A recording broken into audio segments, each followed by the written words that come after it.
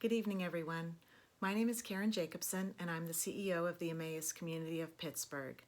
First, I want to take a minute just to say thank you to all of you. Thank you to Tana and the Mission Committee at Waverly Presbyterian Church for selecting Emmaus Community to be part of your Advent Giving program this year. I've been asked to speak just for a minute or two about our community, who we are, and what we do. So as you know, Emmaus, we take our name from Scripture.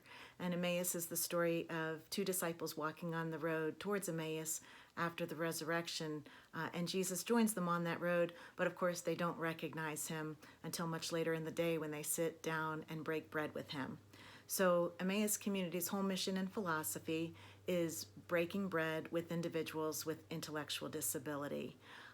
We do this literally through the sharing of family-style meals, but we more importantly do it through the walking the road of life together. Our whole mission and philosophy is people with and without disabilities sharing their lives together and recognizing the gifts and talents that each person brings to the table.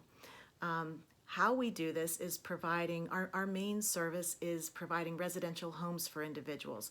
People with intellectual disability come to us after their parents or primary caregivers are too elderly or frail to care for them.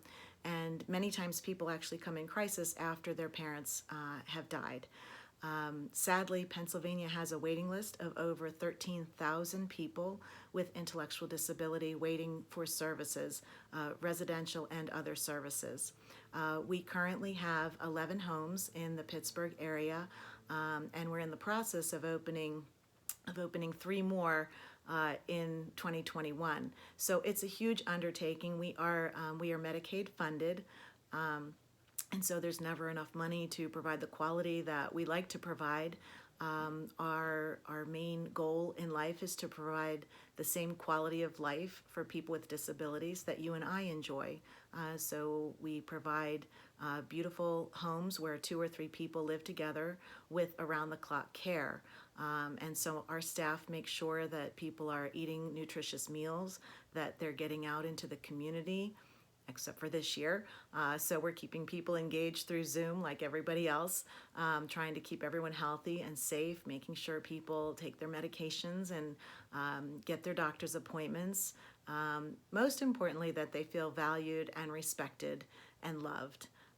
We do have some in-home services for people who still live with their parents, or a few people who actually live on their own, but they need some help with doctor's appointments and managing their finances and things like that. So residential programs and in-home services, and then lastly, advocacy. Emmaus really is a voice, or helps to provide a voice for people with intellectual disability. The need is so great. You know, our folks represent 1 to 2% of the population. People are not going to school to study and learn how to support people with intellectual disability in the community. And so one of our biggest challenges, in addition to funding, is finding enough staff who are capable and willing to do the work that we're asking them to do. So the last thing I would like to ask, if anybody here tonight participating, either you yourselves or you know somebody who is either in school studying human services, or is looking to change careers, or maybe is an empty nester who is looking to do something meaningful with your life, I look at Emmaus as a calling. I feel that we are more than just providing services. We are really striving to make the world a better place, and we do that by showing how we live, and that is people with and without disabilities sharing our lives together and walking the road toward Emmaus. Thank you so much for your support this year. Under different circumstances, I would invite you all for a tour or a visit soon, but I will extend that invitation when the time is right. You are always welcome at Emmaus. Thank you, and have a good night.